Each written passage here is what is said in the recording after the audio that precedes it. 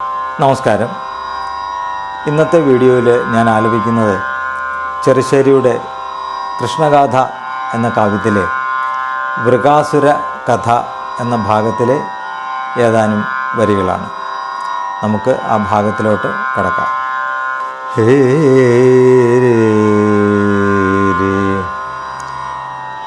ദേവകീ നന്ദനാശ്രിതനാശ്രുതി ദേവനായി നിന്നുള്ളൊരാരണനെ മൈഥിലനാകുന്ന മന്നവൻ തന്നെയും ശൈഥില്യം കൈവിട്ടു കാൺമതിനും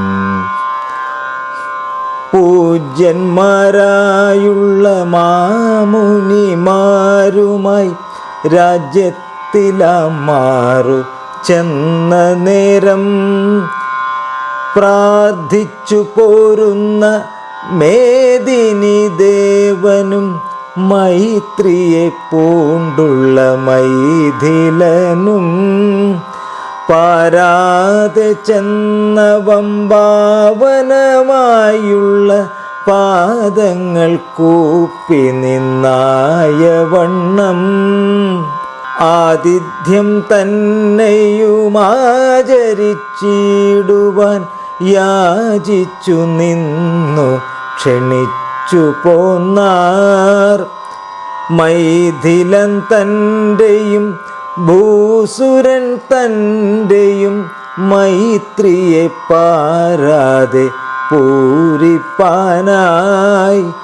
ഗേഹങ്ങൾ രണ്ടിലുമൊക്കവെ പൂകിനാൻ ദേഹങ്ങൾ രണ്ടാക്കിക്കൊണ്ടുമെല്ലേ തിണ്ണമക്കണ്ണനെ നണ്ണി നിന്നെപ്പോഴും പുണ്യവാനായുള്ള മന്നവൻ താൻ മാമുനിമാരെയും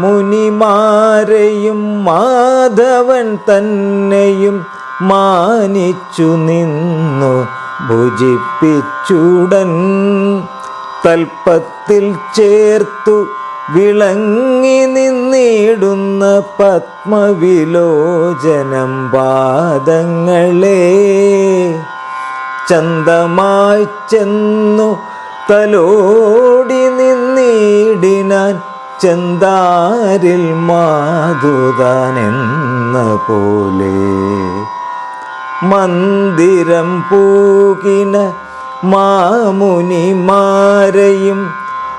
നന്ദജൻ തന്നെയും മന്ദിയാതെ ആഗമിച്ചമ്പിനോടാദരിച്ചിടിനാൻ ആരണൻ താനുമങ്ങായ വണ്ണം ഭക്തിയെ കണ്ടു തെളിഞ്ഞു നിന്നിടുന്നോരുത്തമ ശ്ലോകം താനാരണനായി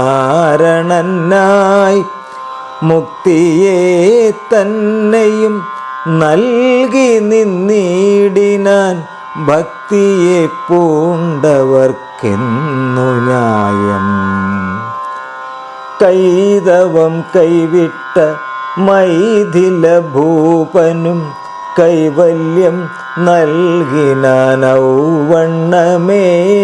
പെട്ടെന്നു പോന്നു തൻ ദ്വാരക തന്നിൽ നിന്നിഷ്ടമായി മേവിനാൻ പിന്നെ നേരെ.